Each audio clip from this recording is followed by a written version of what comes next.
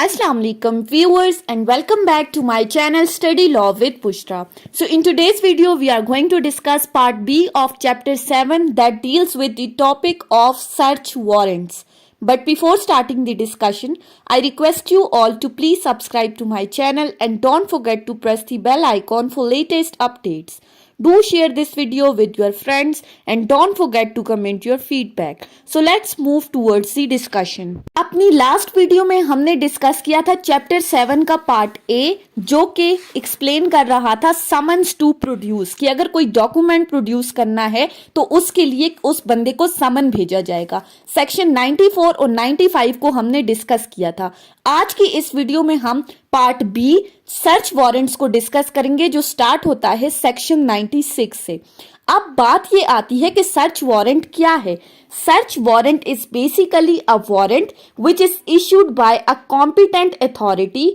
Authorising any police officer to search a specified place for evidence without occupant's consent। कि search warrant किसी competent authority की तरफ से issue किया जाता है जो कि एक पुलिस ऑफिसर को ऑथराइज करता है कि वो किसी मखसूस जगह को जाकर सर्च करे, वहां से एविडेंस कलेक्ट करके लाए, लेकिन इस सर्च के लिए उस जगह के रहने वाले की कॉन्सेंट जरूरी नहीं होती। सो स्टार्ट करते हैं सेक्शन 96 से। सेक्शन 96 बहुत ही इंपॉर्टेंट है that deals with when search warrant may be issued कि कब सर्च वारंट इशू किए जा सकते हैं। सो क्लॉज 1 कहती है where any court has a reason to believe that, जहां पर किसी कोर्ट का रीजन टू बिलीव है, उसको ये लगता है that a person to whom a summon or order under section 94 कि कोई ऐसा बंदा जिसको सेक्शन 94 के अंडर कोई समन या कोई ऑर्डर इशू किया गया है और a requisition under section 95 या सेक्शन 95 के अंदर जो हमने डिस्कस किया कि किसी पोस्टल अथॉरिटीज को तलब किया जाता है, तो इस केस में वो डॉक्यूमेंट या वो चीज प्रोड्यूस नहीं करते उस समन और उस रिक्वेजिशन होने के बावजूद भी, या फिर or where such document or thing is not known to the court to be in possession of any person, या जहां पर अदालत के नोटिस में ये बात आती है कि वो डॉक्यूमेंट या थिंग किसकी पोजेशन में है, किसके कब्जे में है, ये चीज कंफर्म नहीं है। या तीसरी चीज, जहां पर कोर्ट समझती है कि किसी केस की इंक्वायरी, ट्रायल या इस कोर्ट के अंदर किसी भी प्रोसीडिंग्स के लिए कोई जनरल सर्च या जनरल इंस्पेक्शन जरूरी है, तो ऐसी सूरत में कोर्ट क्या करती है, it may issue a search warrant, तो वो एक सर्च वारंट इशू कर सकती है। मेक अ वर्ड यूज हुआ है,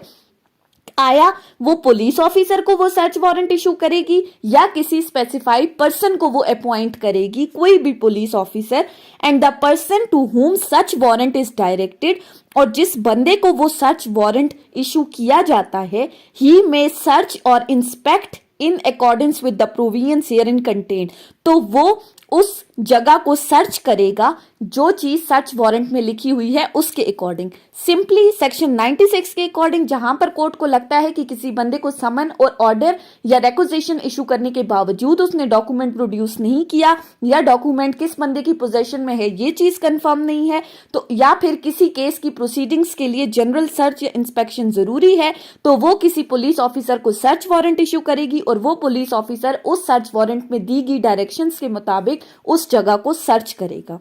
उसके बाद आ जाते हैं सेक्शन 97 के ऊपर। सेक्शन 97 बात करता है पावर टू रिस्ट्रिक्ट वारंट। अब यहां पर वारंट को रिस्ट्रिक्ट किया गया है, ये किसकी पावर है, कौन रिस्ट्रिक्ट कर सकता है या कैसे रिस्ट्रिक्ट करते हैं। सेक्शन 97 स्टेट्स द कोर्ट में, यहां पर भी कोर्ट की डिस्क्रिशनरी पावर है, वो कर सकती है इफ इट थिंक्स फिट, अगर कोर्ट को सही लगता है तो। अब वो क्या कर सकती है, द कोर्ट में specify in the warrant the particular place और part thereof to which only search और इंस्पेक्शन शेल एक्सटेंड, तो वो वारंट के अंदर ये चीज स्पेसिफाई कर सकती है, ये चीज बता सकती है मखसूस तौर पर कि किस जगह की सर्च करनी है, किस पर्टिकुलर प्लेस को सर्च करना है या उस पर्टिकुलर प्लेस का कुछ हिस्सा सर्च करना है। कोर्ट वारंट के अंदर उस पर्टिकुलर प्लेस को स्पेसिफाई कर सकती है। And the person charged with the execution of such warrant, और जिस बंदे को वो सर्च वारंट इशू किया जाता है, ही शैल का वर्ड है, कंपल्सरी है, देन सर्च और इंस्पेक्ट ओनली द प्लेस और पार्ट सो स्पेसिफाइड, तो फिर वो बंदा उसी पर्टिकुलर उसी मखसूस जगह को सर्च करेगा जो चीज सर्च वारंट के अंदर मेंशन की गई है। यानी ना वो उस जगह से आगे जा सकता है ना उस जगह से पीछे जा सकता है, सिर्फ और सिर्फ उसी जगह को सर्च करेगा जो जगह उस सर्च वारंट के अंदर मेंशन हुई है, जिस जगह की उसको डायरेक्शंस दी गई हैं। उसके बाद है सेक्शन 98, ये भी बहुत ज्यादा इंपॉर्टेंट है। सेक्शन 98 डील करता है search of house suspected to contain stolen property or forge document. किसी ऐसी जगह की सर्च जहां पर कोर्ट को ये शक है कि वहां पर कोई स्टोलन प्रॉपर्टी है, कोई चोरी का माल है या वहां पर जाली दस्तावेजात तैयार की जाती हैं। बेसिकली सेक्शन 98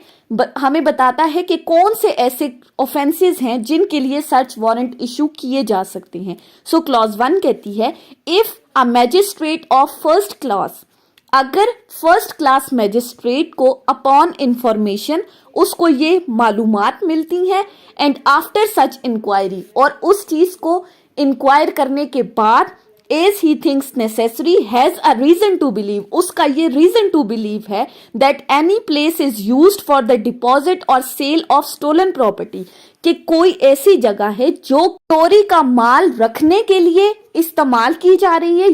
या वहां पर चोरी के माल की खरीदो फरोख्त की जा रही है, या फिर or for the deposit or sale or manufacture of forge documents, false seals, counterfeit stamps, bank notes, currency notes, coins or instruments for counterfeiting coins, या फिर कोई ऐसी जगह है जहां पर वो जाली दस्तावेजात, वो जाली मोहरें, जाली करेंसी वो तैयार की जाती हैं, उनको रखा जाता है या उनकी खरीदो फरोख्त हो रही है। अब फॉर्ज डॉक्यूमेंट्स में फॉल्स सील्स भी आ रही हैं, जाली करेंसी जो नोट बन रहे हैं, या जो मटेरियल उन जाली दस्तावेजात को तैयार करने के लिए इस्तेमाल किया जा रहा है, या तीसरी चीज कि कोई जाली दस्तावेजात ऐसी तैयार की जा रही हैं जो कि स्टेट के अगेंस्ट है,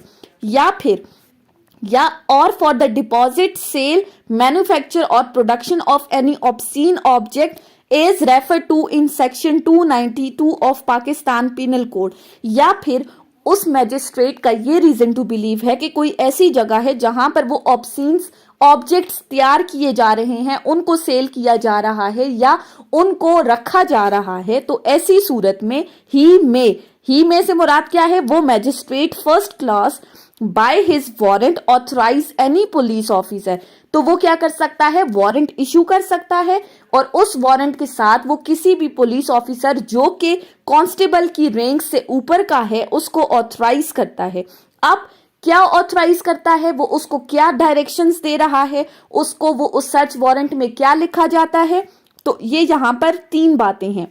to enter with such assistance as may be required such place, कि वो जब सर्च वारंट उस पुलिस ऑफिसर को मिला, वो पुलिस ऑफिसर उस जगह पर जाएगा और उस जगह पर जाने के बाद उसको जितनी मदद चाहिए होगी उस जगह की तलाशी लेने में, वहां पर रहने वाले बंदे उसको असिस्ट करेंगे। Secondly, to search the same in a manner specified in warrant, और वो उस जगह को बिल्कुल उसी तरीके से सर्च करेगा जैसा कि वारंट में लिखा गया है।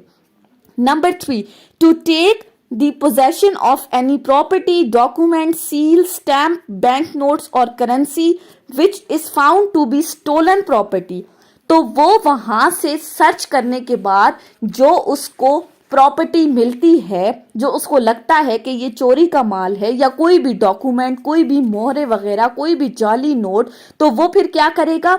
कन्वे सच प्रॉपर्टी, डॉक्यूमेंट्स और सील बिफोर अ मैजिस्ट्रेट, तो उसका पहला काम क्या है कि उस सामान को अपनी पोजेशन में लेने के बाद वो तमाम सामान मैजिस्ट्रेट के पास लेकर जाएगा, या फिर to guard the same on the spot, या फिर उस सामान की खुद हिफाजत करेगा।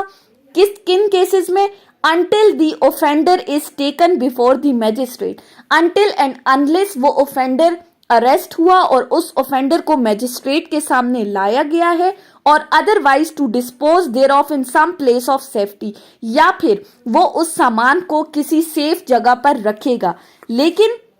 सबसे पहली बात क्या है कि उसने वो सामान मैजिस्ट्रेट के सामने लेकर जाना है। अगर उसने मैजिस्ट्रेट के सामने पेश नहीं किया तो फिर वो उसकी खुद हिफाजत करेगा, और हिफाजत करने के बाद फिर जब वो मैजिस्ट्रेट के सामने पेश होगा तो तब वो सामान भी लेकर जाएगा। फर्दर कहा गया है कि इस सेक्शन की प्रोविजंस एप्लीकेबल होती हैं काउंटरफीट कॉइन्स, जो जाली सिक्के हैं उनके ऊपर, coins suspected to be counterfeit, जिन पर आपको शक हो कि वो जाली नोट हैं, उन पर भी अप्लाई होती हैं। और तीसरी चीज, एनी इंस्ट्रूमेंट और मटेरियल यूज्ड फॉर काउंटरफीटिंग, कि कोई इंस्ट्रूमेंट जो उन जाली सिक्कों को बनाने के लिए इस्तेमाल हो रहा है उस पर भी ये सेक्शन एप्लीकेबल होगी। मेन चीज इस सेक्शन के अंडर क्या है कि जब मैजिस्ट्रेट सर्च वारंट इशू कर देता है तो उस पुलिस ऑफिसर ने क्या प्रोसीजर अपनाना है, तो वो प्रोसीजर आपको याद होना चाहिए। उसके बाद आ जाते हैं सेक्शन 99 के ऊपर। सेक्शन 99 बात करता है disposal of things found in search beyond jurisdiction. अब बियॉन्ड जुरिस्डिक्शन से क्या मुराद है कि जिस कोर्ट ने आपको सर्च वारंट इशू किया है वो जगह उस कोर्ट की लिमिटेशन से बाहर है। तो ऐसी सूरत में अगर आपको चीजें मिलती हैं तो उन चीजों को फिर क्या करना होगा। सो सेक्शन 99 के according, when in the execution of search warrant at any place beyond the local limits of jurisdiction of the court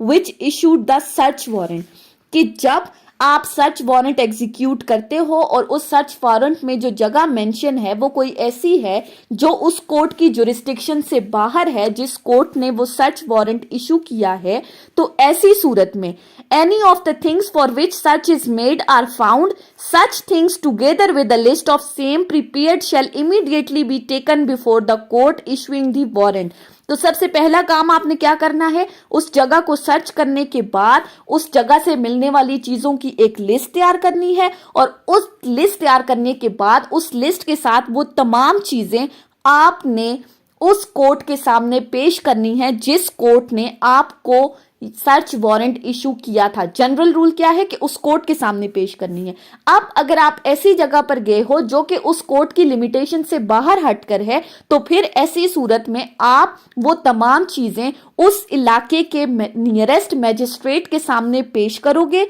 ठीक है, जो मैजिस्ट्रेट करीब है उस इलाके में। और फिर उसके बाद उस मैजिस्ट्रेट की जिम्मेदारी है, उस कोर्ट की जिम्मेदारी है कि वो फर्दर फिर इसको उस कोर्ट में पहुंचाएगा जिस कोर्ट ने सर्च वारंट इशू किया है। यानी जो नियरेस्ट मैजिस्ट्रेट की कोर्ट थी, आप उस कोर्ट में वो तमाम चीजें पेश करोगे और फिर वो मैजिस्ट्रेट इसको फर्दर एक्चुअल कोर्ट में पहुंचाएगा। सो ये थी हमारी आज की डिस्कशन। सेक्शन 96 से सेक्शन 99 के ऊपर सर्च वारंट को हमने डिस्कस किया है। सो आई होप आपको ये लेक्चर समझ में आया होगा। अगर आपने इस वीडियो को अटेंटिवली सुना है तो अगर आपको ये वीडियो अच्छी लगी है तो इस वीडियो को लाइक करें, कॉमेंट करें, चैनल को सब्सक्राइब करना ना भूलें और ज्यादा से ज्यादा अपने फ्रेंड्स के साथ शेयर करें। Thank you so much for watching this video. Till then, Allah Hafiz.